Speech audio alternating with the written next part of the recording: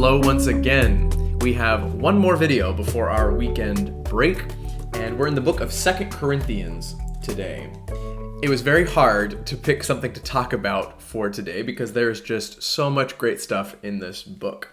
But I decided to go with a nerdy little word study for you that makes a really important point about the gospel. So we're going to be in 2 Corinthians chapter 5. And I didn't really know where a good place to start would be for this section, so we're probably going to go earlier than we need to, but it's okay. These are great verses. So starting in verse 14. For Christ's love compels us, because we are convinced that one died for all, and therefore all died. And he died for all, that those who live should no longer live for themselves, but for him who died for them and was raised again. Paul says that Jesus' love compels us to live for him. But we don't just sign off on some ideas about Jesus. We change the way that we live so that we can become more like him. We keep reading. So from now on, we regard no one from a worldly point of view. Though we once regarded Christ in this way, we do so no longer. Therefore, if anyone is in Christ, the new creation has come. The old has gone, the new is here. You've heard this verse before, right? One of my favorite verses in the entire Bible. We've talked about what it means to be in Christ throughout this series, and here it is again. If you are in Christ, if you've surrendered to him, then transformation happens. You get an extreme makeover from the inside out. Now here comes the verses that I want to zero in on, starting in verse 18. All this is from God, who reconciled us to himself through Christ and gave us the ministry of reconciliation. Okay, pause. There are more verses to read, but we got to first do our word study here before we keep reading what Paul says about this ministry of reconciliation. So let's break this down piece by piece. Paul says, all this is from God. Well, all of what? Well, the new creation stuff that we just read about. This old has gone, new has come promise, that's from God. How? Well, this God reconciled us to himself. So you know what the word reconcile means, right? To restore a relationship between two parties that have had a fallout. But there's something really cool here with this word in Greek. At least I think it's really cool. Allow me to nerd out with you for just a moment. So there are two Greek verbs for reconcile that are pretty similar. You can see them here, dialasso and katalasso. Now the root in both of these words is the same. It's alasso, which means to change. But you can see there that the prefix on these two words is different. Don't fall asleep, this is going somewhere. In this usage, dia means between, and kata means towards. So here's what this means. Dialasso means a change between two parties. It means reconciliation between two people that have both hurt each other. I'm mad at you, you're mad at me. There's mutual hostility. So here's an example in the Bible. These are the words of Jesus in Matthew chapter 5. So if you are offering your gift at the altar, and there remember that your brother has something against you, leave your gift there before the altar and go. First be dialasso, be reconciled to your brother, and then come and offer your gift. So that's dialasso, a change between. Here's a good way to put it. There's two-way traffic in this reconciliation. But katalasso is one-way traffic. It's a change towards. It's when one party has done nothing wrong, but another party has done something wrong. In this case, one person must make a change towards the other to patch up the relationship. Now here's what's interesting. Let's say that you break into my house and steal my Vitamix. Have I done anything wrong? Well, as far as we know, no. But there's now hostility between you and I, and Rachel, who loves our Vitamix. So in this situation, if reconciliation is going to happen, it won't be dialasso, it'll be katalasso. It's one-sided.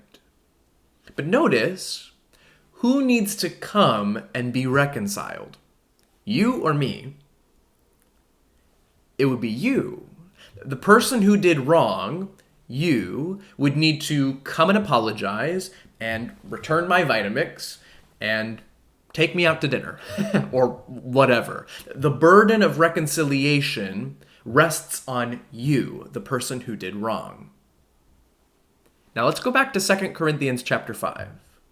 Paul writes, all this new creation stuff is from God, who reconciled us to himself through Christ.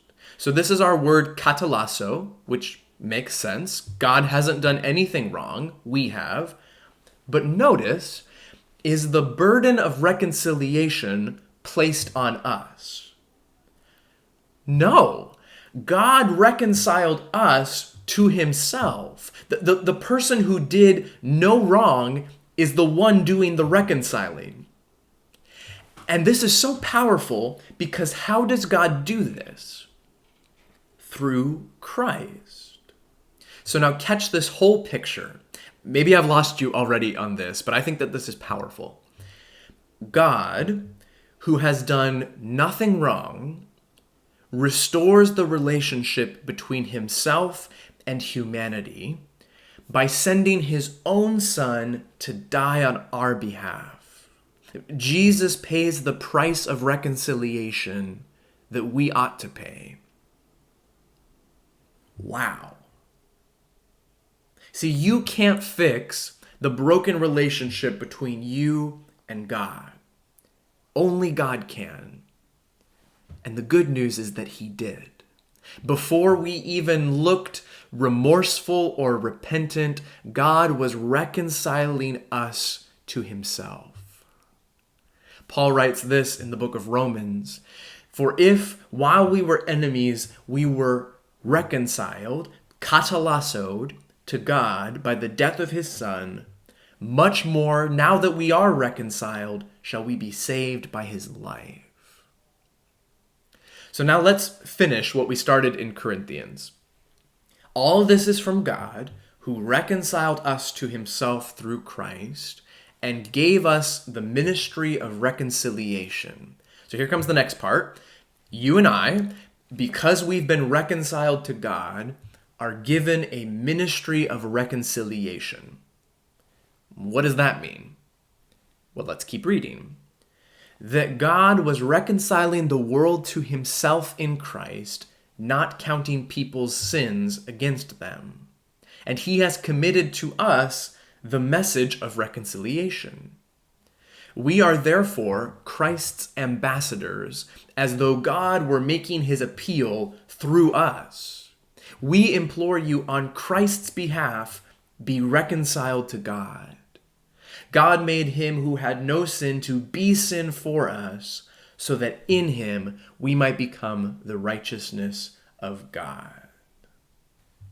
Paul says, because you've been reconciled to God, you are now called to share this truth with others, to call them to accept this restored relationship with God. And there's just so much more in these verses too. Wow. Read them all again and then go for a long walk and think about them. It's rich material. But this is what I want you to focus on for today. I'm going to put the verses that we just looked up again on the screen. Notice, Paul says that we are given a ministry of reconciliation and a message of reconciliation. Now, the message of reconciliation is pretty clear, that God sent Jesus so that you could be reunited to him. But what is the ministry of reconciliation? Here's my question for you today. How can this message be a ministry? Does that make sense? How can the message that God katalassoed you, that he paid the price himself to restore a relationship with you, how can this message become a ministry? It could be that the ministry part is just to share this good news with others, to tell them about God and the love revealed in Jesus. That's a great start. But what if we as Christians are called to also live by example? What if a ministry of reconciliation was for you and I as Christians to restore broken relationships in our own lives as a reflection of God's love for us? To reconcile relationships where we share the blame, dialasso, but also to reconcile relationships where we've done nothing wrong, katalasso. I think there is something powerful about a disciple of Jesus who can turn a message into a ministry. It's like what John writes, we love because he first loved us. It's a response to what we've experienced in our own walk with God. So my challenge for you today is to just think about, how can I live out this message of reconciliation in my own life?